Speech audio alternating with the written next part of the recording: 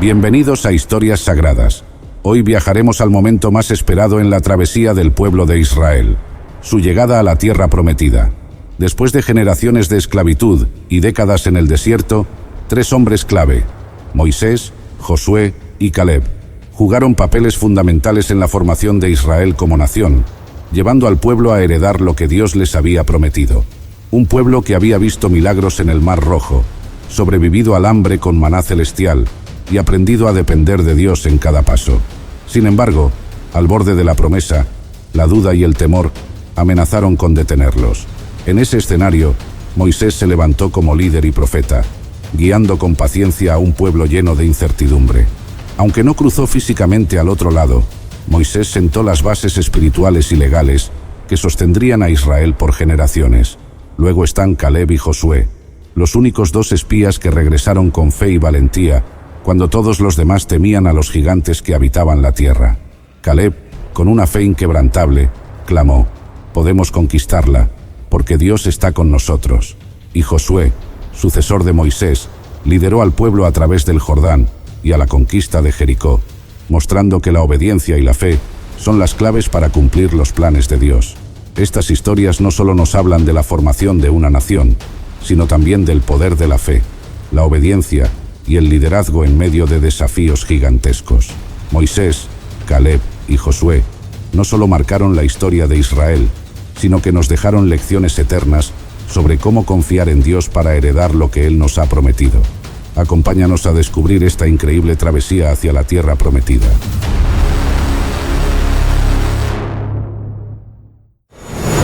Queridos amigos del canal Historias Sagradas, bienvenidos nuevamente. Si no han visto las primeras 2 partes de esta épica historia, les invito a hacerlo para entender plenamente el contexto de nuestra jornada. Les he relatado desde mi nacimiento hasta el cruce milagroso del Mar Rojo. Ahora, avancemos en el relato desde el momento en que pisamos tierra firme al otro lado del mar, hasta el final de mis días. Después de haber cruzado el Mar Rojo y presenciado la destrucción del ejército egipcio, nos llenamos de un gozo indescriptible y una profunda gratitud hacia Dios.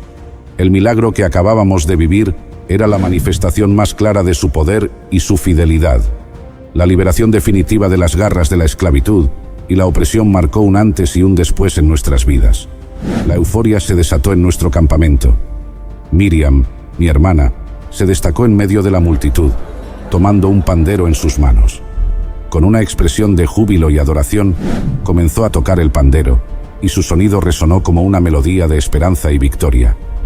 Las mujeres, contagiadas por su entusiasmo, se unieron a ella, cantando y danzando en alabanza a Dios.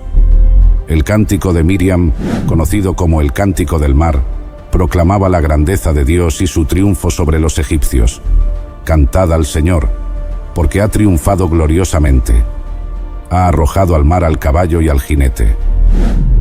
La danza y el canto de las mujeres no solo eran una expresión de gratitud, sino también un acto de fe y consagración. Cada paso, cada nota, cada movimiento de sus cuerpos era un testimonio viviente de que habíamos sido rescatados por el brazo fuerte y extendido de Dios. La atmósfera se llenó de una mezcla de alegría y reverencia, un reconocimiento de que habíamos sido testigos de un milagro divino y que estábamos bajo la protección del Altísimo. Fue un momento de celebración, pero también de preparación para los desafíos que nos esperaban en el desierto. Sabíamos que la travesía hacia la tierra prometida no sería fácil. El desierto se extendía ante nosotros, vasto e implacable. La alegría de la victoria debía ir acompañada de una fe renovada y una confianza inquebrantable en Dios. Entendíamos que el mismo Dios que nos había liberado de Egipto sería quien nos guiaría y proveería en el desierto. Mientras cantábamos y danzábamos, en nuestros corazones se forjaba una determinación firme. Nos comprometíamos a seguir a Dios, a confiar en su guía y a obedecer sus mandamientos. Cada paso en el desierto sería un paso de fe, cada día una oportunidad para ver la mano de Dios en acción. El canto de Miriam se convirtió en nuestro himno, un recordatorio constante de que, sin importar cuán grandes fueran los desafíos que enfrentáramos, el Señor estaba con nosotros. Así, con el alma fortalecida y el espíritu lleno de esperanza, nos preparamos para la travesía que nos llevaría a la tierra prometida. La experiencia en el Mar Rojo nos enseñó que Dios es fiel y poderoso, y esa certeza sería nuestra guía y fortaleza en el camino que teníamos por delante. La celebración de nuestra liberación no fue solo un momento de alegría, sino también un preludio a la gran aventura de fe que nos esperaba en el desierto, donde aprenderíamos a depender completamente de Dios y a confiar en su provisión en cada paso del camino. El desierto de Shur, nuestro primer destino, era un vasto y árido paisaje que se extendía hasta donde alcanzaba la vista.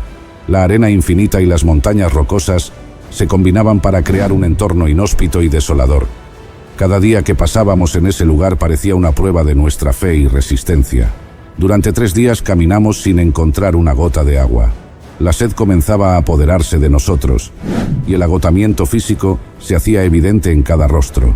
La esperanza que habíamos sentido al cruzar el Mar Rojo comenzaba a desvanecerse, reemplazada por el miedo y la incertidumbre. El pueblo, desesperado, comenzó a murmurar contra mí, cuestionando si Dios realmente estaba con nosotros.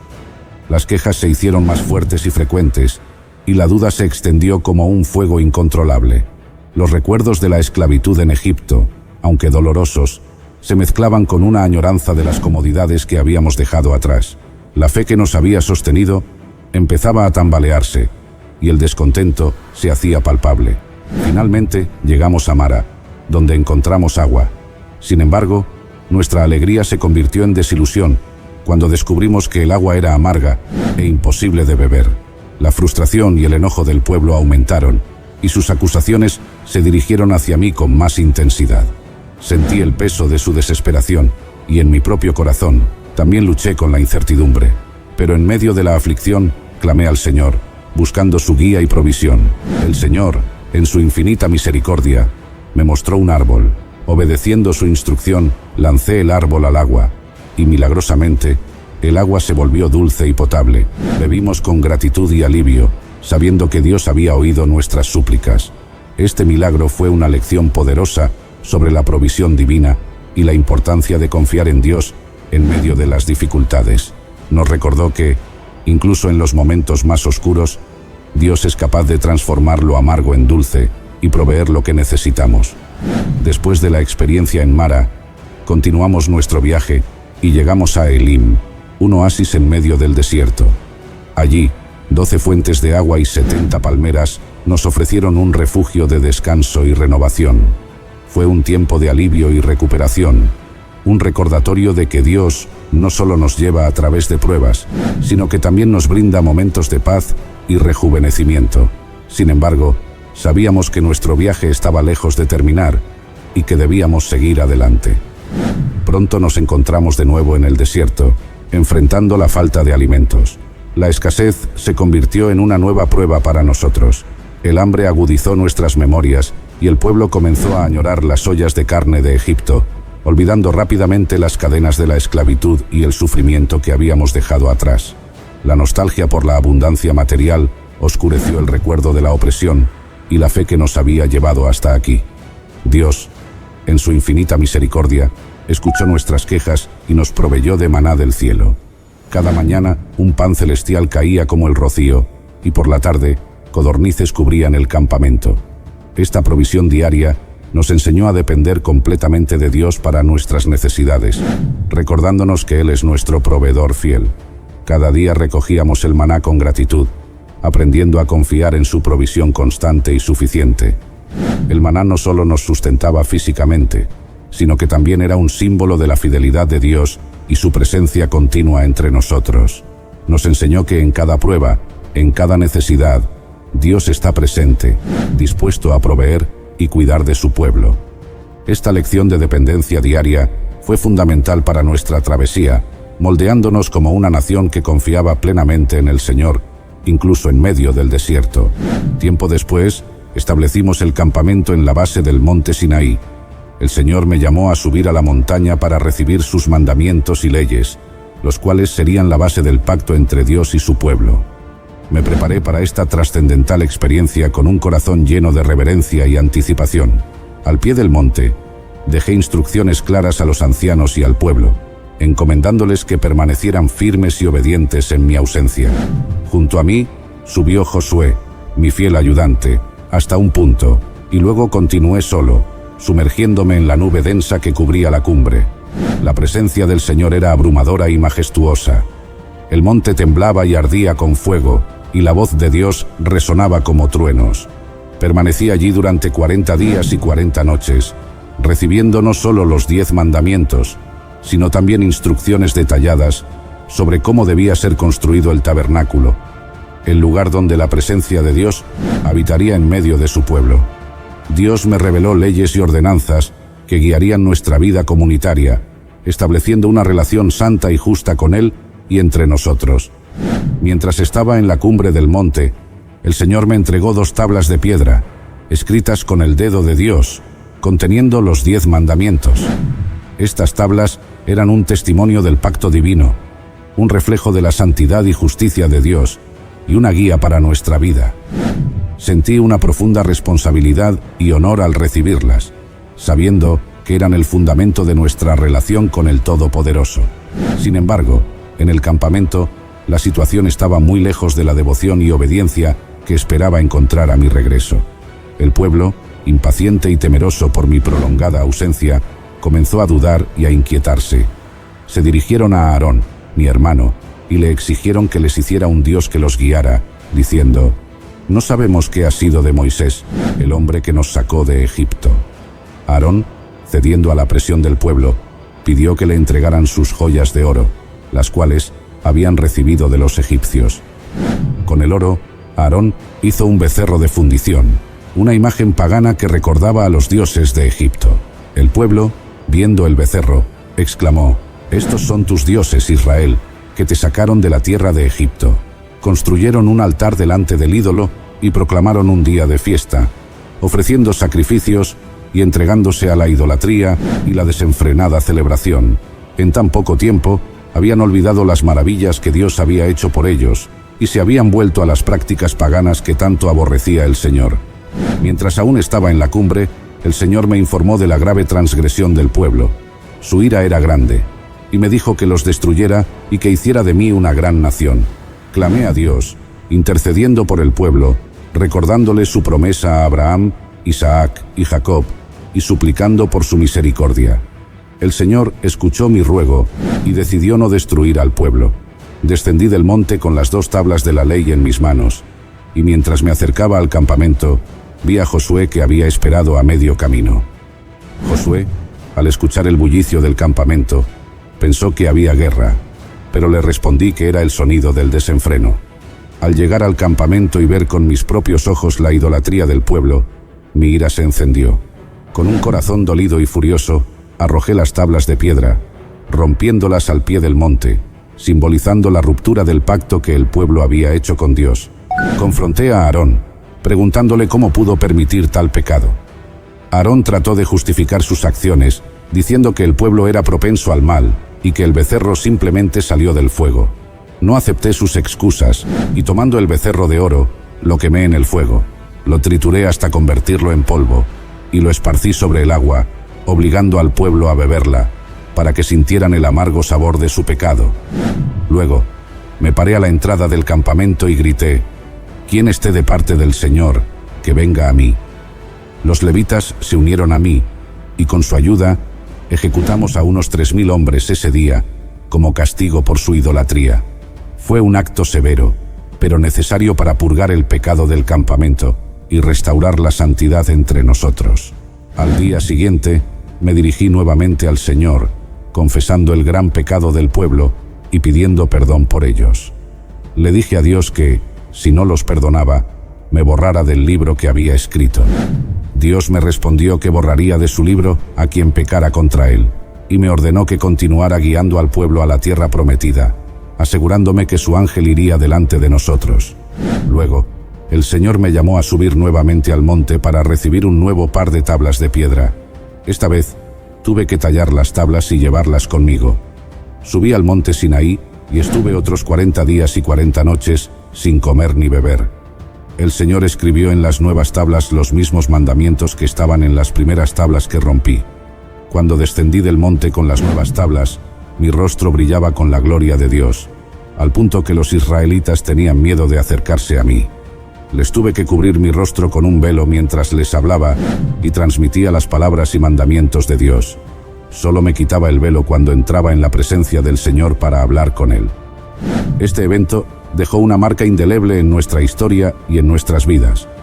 Nos recordó la gravedad del pecado, la santidad de Dios y la importancia de la obediencia y la fidelidad a su pacto. Desde ese día, la construcción del tabernáculo y la implementación de las leyes divinas se llevaron a cabo con mayor reverencia y dedicación, sabiendo que Dios mismo habitaba entre nosotros y nos guiaba con su mano poderosa. Nuestro viaje continuó con desafíos y pruebas, pero también con la constante provisión y guía de Dios.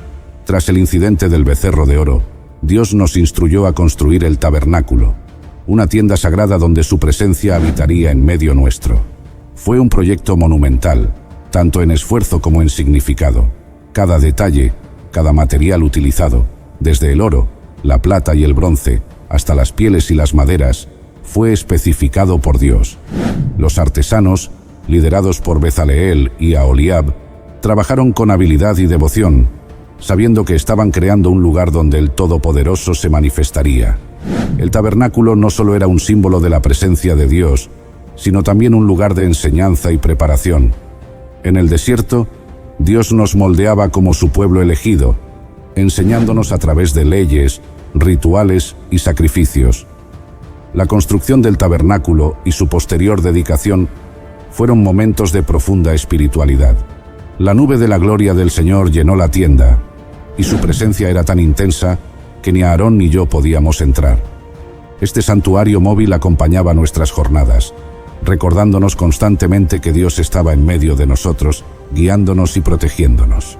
Durante 40 años peregrinamos por el desierto, una generación completa aprendiendo a confiar en Dios. Cada día era una lección para crecer en la fe y dependencia divina. Hubo momentos de hambre y sed, y en cada uno, Dios proveyó milagrosamente. El maná seguía cayendo cada mañana, y el agua brotaba de las rocas cuando era necesario. Sin embargo, estos años también estuvieron marcados por momentos de rebelión y desafío a la autoridad de Dios. Uno de los episodios más graves fue la revuelta de Coré, Datán y Abiram. Estos hombres, junto con 250 líderes de la comunidad, se rebelaron contra mí y Aarón, cuestionando nuestro liderazgo y la elección de Dios. Dijeron: «Ya es suficiente. Toda la congregación es santa, y el Señor está en medio de ellos. ¿Por qué, entonces, se levantan ustedes sobre la asamblea del Señor?» Su desafío no era solo contra nosotros, sino contra la autoridad de Dios. Clamé al Señor, y Él demostró su elección de manera inconfundible. La tierra se abrió y tragó a Coré, Datán, Abiram y sus familias, y un fuego del Señor consumió a los 250 hombres que ofrecían incienso.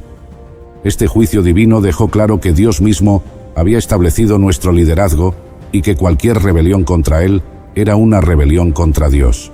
La lección fue dura, pero necesaria para afirmar la soberanía de Dios y la necesidad de obedecer su voluntad. A lo largo de nuestra peregrinación, cada desafío fue una oportunidad para demostrar la fidelidad de Dios. Cuando el pueblo se quejaba de la monotonía del maná, Dios les envió codornices, pero también les recordó la importancia de la gratitud y la humildad. En Meriba, cuando el pueblo se quejaba de sed, en mi frustración, golpeé la roca en lugar de hablarle como Dios me había ordenado. Aunque brotó agua, mi desobediencia tuvo consecuencias. Dios me dijo que, debido a mi falta de fe y desobediencia, no entraría en la tierra prometida. Finalmente, llegamos a las llanuras de Moab, frente a la tierra prometida. Desde el monte Nebo, Dios me permitió ver la tierra que había prometido a Abraham, Isaac y Jacob. Aunque sabía que no entraría en ella, mi corazón se llenó de gratitud. Ver la tierra desde la distancia y saber que el pueblo que había guiado por tanto tiempo entraría en ella, me llenó de una profunda paz y satisfacción. Dios había sido fiel a sus promesas, y su plan se estaba cumpliendo. Antes de mi muerte, llamé a Josué, mi sucesor, y lo comisioné delante de todo Israel. Bendije a las tribus de Israel, recordándoles la fidelidad de Dios y exhortándolos a seguir sus mandamientos y a confiar en Él en todo momento. Les recordé cómo Dios los había guiado y provisto en el desierto, y les aseguré que continuaría haciéndolo en la tierra prometida. Mis últimas palabras fueron de bendición y exhortación, queriendo asegurarme de que el pueblo se mantuviera fiel a Dios. Así, en la cumbre del monte Nebo, entregué mi espíritu al Señor. Mi vista alcanzó a ver la tierra prometida, y mi corazón descansó en la certeza de que Dios continuaría guiando y bendiciendo a su pueblo. Sabía que, aunque mi tiempo había terminado, el propósito de Dios seguía adelante. Él había sido fiel desde el principio, y seguiría siéndolo para siempre. Mi vida había sido un testimonio de su poder y gracia, y ahora, en la paz eterna, confiaba en que Israel prosperaría bajo su mano protectora. Érase una vez un hombre llamado Caleb, un líder valiente de la tribu de Judá, conocido por su fe en Dios y su compromiso con las promesas divinas. Durante el éxodo de Egipto, cuando los israelitas vagaban por el desierto, Caleb fue elegido por Moisés para formar parte de una misión crucial: explorar la tierra prometida de Canaán. Junto a otros 11 espías, Caleb partió con la tarea de recorrer este territorio desconocido, observar sus riquezas y evaluar a sus habitantes. Durante 40 días, Caleb caminó por colinas y valles, asombrándose con la fertilidad de la tierra, que fluía leche y miel. Observó los muros fortificados de las ciudades y las imponentes figuras de los cananeos. Sin embargo, en su corazón ardía la fe en la promesa que Dios había dado a Abraham, Isaac y Jacob. Esa tierra sería para los hijos de Israel. En esos días, Caleb no solo vio los desafíos, sino también las posibilidades, y se mantuvo firme en su confianza en el Señor. Este tiempo de exploración no solo puso a prueba la valentía de Caleb, sino también su convicción de que, con Dios, Israel podía conquistar cualquier obstáculo. Hasta que un día, Caleb y los otros espías regresaron de su misión para dar un informe a Moisés y al pueblo de Israel. Frente a la multitud ansiosa, comenzaron a describir la tierra prometida. Los espías confirmaron que Canaán era una tierra fértil y abundante, llevando consigo un racimo de uvas tan grande que necesitaron 2 hombres para transportarlo. Sin embargo, mientras los demás espías enfatizaban los desafíos, los habitantes eran fuertes, las ciudades estaban fortificadas, y los anaceos, una raza de gigantes, ocupaban la tierra. Caleb dio un paso al frente. Con una fe inquebrantable, Caleb calmó al pueblo y declaró: «Subamos luego y tomemos posesión de la tierra, porque más podremos nosotros que ellos». Mientras la mayoría de los espías sembraban temor y duda, Caleb destacó por su confianza en la promesa de Dios. Este momento marcó una clara diferencia entre Caleb y los demás, mostrando que su esperanza no estaba en las circunstancias visibles, sino en el poder del Señor. Sin embargo, las palabras de Caleb desataron una división. La incredulidad de los otros espías comenzó a contagiarse al pueblo, que empezó a dudar de su capacidad para conquistar la tierra. A pesar de esto, Caleb permaneció firme en su fe, dispuesto a defender lo que Dios había prometido. Este día fue decisivo, separándolo como un hombre de fe en un mar de incredulidad. Y por eso, Caleb, junto con Josué, se enfrentó a la rebelión del pueblo de Israel. Mientras los israelitas clamaban en desesperación, deseando regresar a Egipto por temor a los habitantes de Canaán, Caleb y Josué rasgaron sus vestiduras en señal de lamento e intentaron calmarlos. «La tierra que recorrimos y exploramos es muy buena», declararon. «Si el Señor se agrada de nosotros, nos la entregará. No teman al pueblo de esa tierra, porque serán como pan para nosotros. Su protección se ha apartado de ellos, y el Señor está con nosotros». A pesar de su sinceridad y valentía, el pueblo, lleno de incredulidad y temor, no escuchó. En lugar de confiar en las palabras de Caleb y Josué, los israelitas amenazaron con apedrearlos. Fue entonces cuando Dios intervino de manera poderosa, manifestando su gloria en el tabernáculo y declarando juicio sobre esa generación. Debido a su desobediencia y falta de fe, Dios decretó que ninguno de los adultos de esa generación, excepto Caleb y Josué, entraría en la tierra prometida. Caleb, por su espíritu diferente y su total fidelidad a Dios, fue señalado como un ejemplo de fe y recibió la promesa de que él y su descendencia poseerían la tierra que había explorado.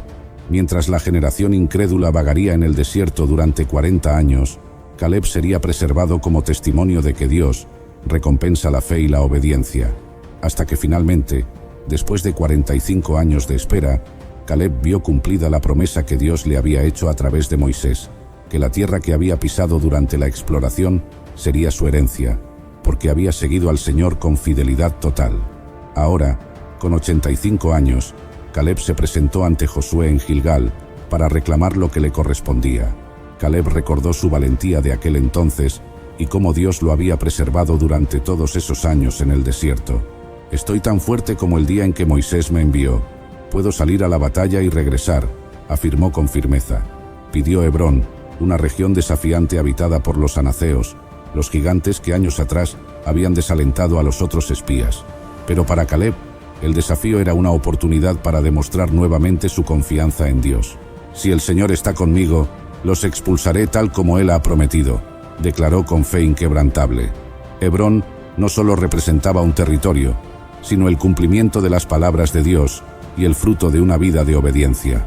A través de Caleb, Dios mostró que sus promesas son seguras, sin importar cuánto tiempo pase, y que la fe verdadera se traduce en acción valiente, incluso frente a los mayores obstáculos.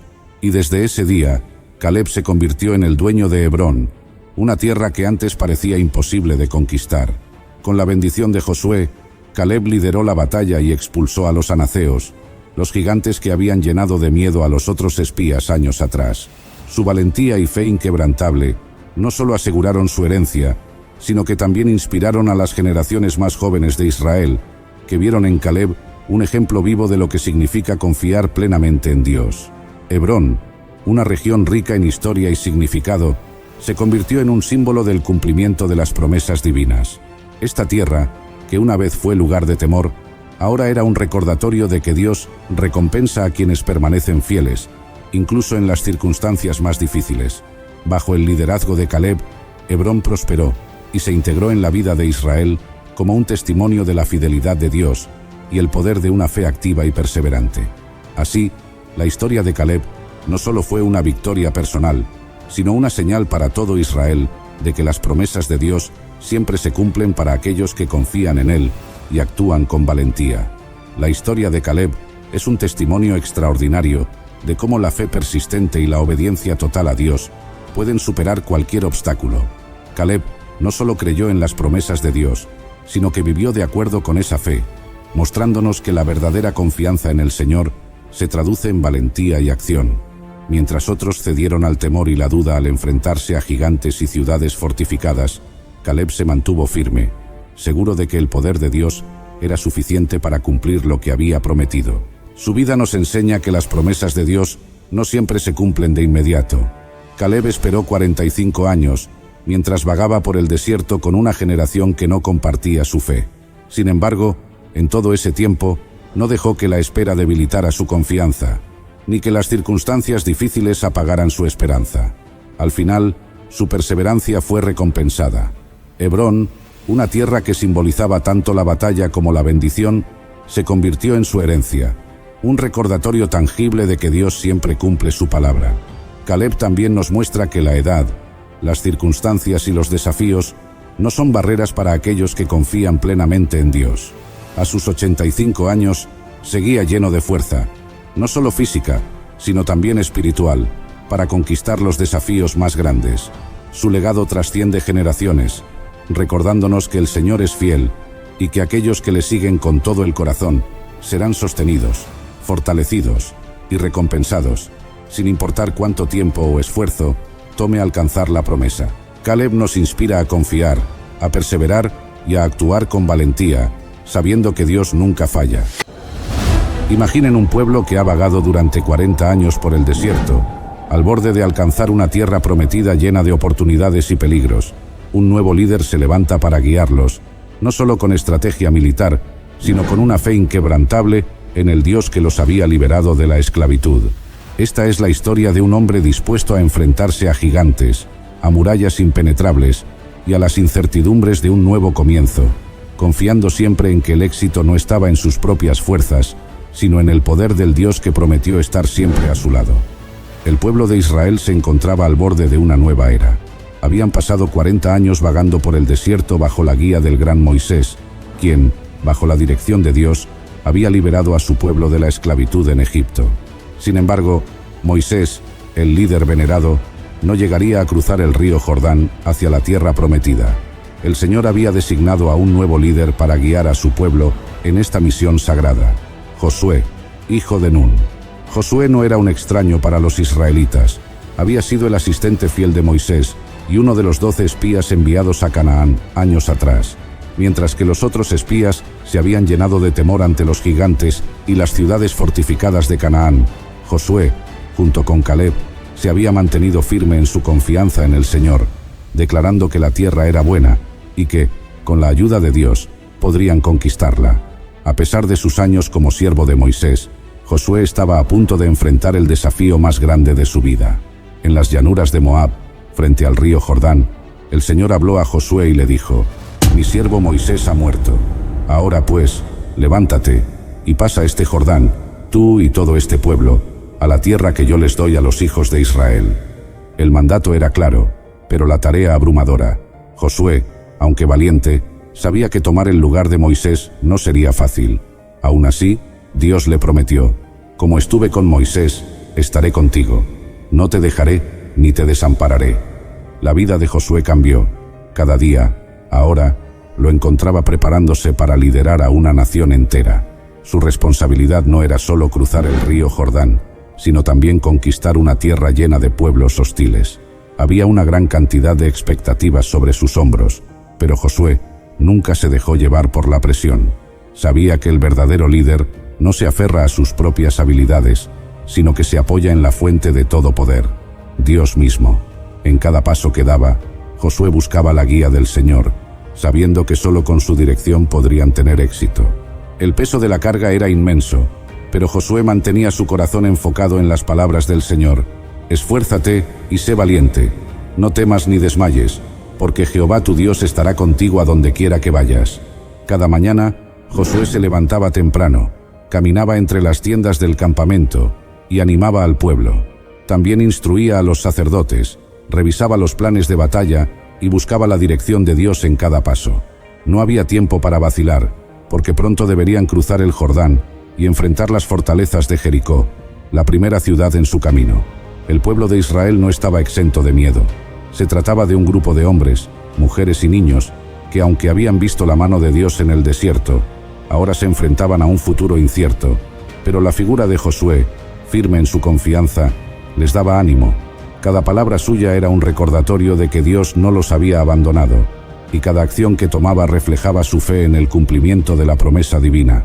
A medida que se acercaba el día decisivo, la expectación crecía y el temor se disipaba, reemplazado por una confianza renovada. Josué sabía que la clave para el éxito no sería su habilidad militar, sino su obediencia a Dios. A medida que el día del cruce se acercaba, Josué dedicó mucho tiempo en oración, pidiendo la guía divina. Recordaba cómo Moisés se había postrado ante Dios antes de enfrentar el Mar Rojo, y ahora él también se preparaba para ver el poder de Dios manifestarse. Dios le reveló a Josué cómo habría de llevar al pueblo a través del Jordán, y aunque el plan parecía desafiar la lógica humana, Josué estaba dispuesto a obedecer. El momento llegó. Josué condujo al pueblo hasta las orillas del río Jordán. Las aguas estaban crecidas por la época de cosecha, y cruzarlas parecía imposible. Sin embargo, Josué recordó lo que el Señor le había dicho: «Mañana el Señor hará maravillas entre ustedes». Instruyó a los sacerdotes a que tomaran el arca del pacto y se adelantaran al pueblo. Cuando los sacerdotes sumergieron sus pies en el agua, sucedió lo impensable. Las aguas del Jordán se separaron, tal como el Mar Rojo lo había hecho para Moisés. El río se detuvo en seco, y todo el pueblo de Israel cruzó por tierra seca. Este fue el sello definitivo de la autoridad de Josué como líder, pues Dios lo había elevado a los ojos de la nación, mostrándoles que estaba con él, como lo estuvo con Moisés. El cruce del Jordán no solo fue una hazaña física, sino también espiritual. El pueblo de Israel entendía que estaban dejando atrás una etapa de sus vidas, la etapa del desierto, de la prueba, de la dependencia completa del maná diario. Ahora se adentraban en la promesa, y con ello venían nuevos desafíos y responsabilidades. Josué se aseguró de que cada israelita comprendiera la importancia de este momento. Por ello, establecieron un monumento con 12 piedras tomadas del río, como un recordatorio perpetuo de lo que Dios había hecho por ellos. Después de cruzar el Jordán, Josué estableció un campamento en Gilgal, donde los israelitas celebraron la Pascua. Esta celebración fue un momento solemne de renovación de su pacto con Dios.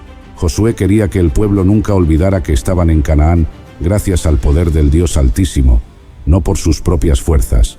También fue en Gilgal, donde se circuncidaron los hijos de Israel, que habían nacido durante el desierto, completando así el pacto que Dios había establecido con Abraham. Pero el descanso no duró mucho.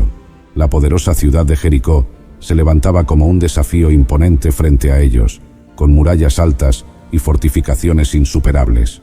Dios dio a Josué instrucciones claras y específicas. No sería una batalla convencional. Durante 6 días, los israelitas debían marchar alrededor de Jericó una vez al día, en completo silencio, mientras los sacerdotes tocaban las trompetas de cuerno de carnero, y el 7º día marcharían alrededor de la ciudad 7 veces, y al final de la 7ª vuelta darían un fuerte grito. La estrategia que Dios había dado a Josué parecía desconcertante desde el punto de vista humano.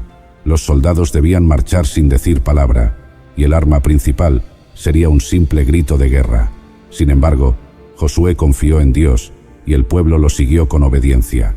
Esta obediencia ciega al mandato divino fue crucial, pues demostró su dependencia total en el poder de Dios, y no en sus propias habilidades. Llegó el 7º día, y Josué obedeció con precisión las instrucciones del Señor.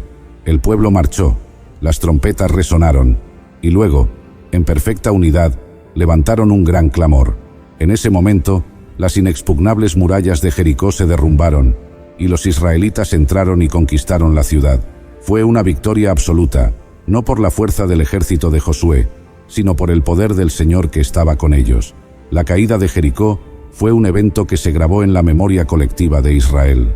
Las murallas que parecían imposibles de superar habían caído sin que un solo israelita hubiera tenido que empujar una piedra. Esto confirmó una vez más que la victoria pertenece al Señor. Los corazones de los reyes de Canaán se llenaron de terror al escuchar cómo el Dios de Israel había derribado las murallas de Jericó, y la fama de Israel se extendió por toda la región. Josué continuó guiando a los hijos de Israel en su conquista de la tierra prometida. Su liderazgo fue marcado por la obediencia a Dios y la valentía en la batalla. Tras la victoria en Jericó, Josué enfrentó la batalla contra Jai, una pequeña ciudad que inicialmente les causó una derrota debido a la desobediencia de uno de los suyos. Sin embargo, al corregir el error y buscar la guía del Señor, Josué logró conquistar Jai, mostrando que el pecado no sería tolerado y que la bendición de Dios solo acompañaría a los obedientes. Josué también lideró la campaña contra los 5 reyes amorreos que se unieron para atacar a Gabaón, una ciudad que había hecho un pacto de paz con Israel. En esa ocasión, Josué oró al Señor, y el sol se detuvo en el cielo, prolongando el día hasta que los enemigos fueron completamente derrotados. Este milagro demostró una vez más que cuando el pueblo de Dios camina en obediencia, no hay límites para lo que el Señor puede hacer. Con cada victoria, Josué consolidaba la herencia de las tribus de Israel. Conquista tras conquista, las promesas hechas a Abraham, Isaac y Jacob se iban cumpliendo. Finalmente, después de años de campañas y batallas, la tierra de Canaán fue dividida entre las 12 tribus. Cada familia recibió su heredad, y el sueño de vivir en la tierra prometida se hizo realidad.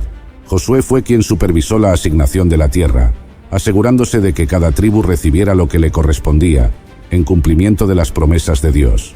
Cuando Josué envejecía y se acercaba el momento de su muerte, reunió al pueblo de Israel en Siquem. En ese lugar, les recordó todo lo que el Señor había hecho por ellos. Les instó a seguir fieles a Dios y a no volver a los caminos de la idolatría.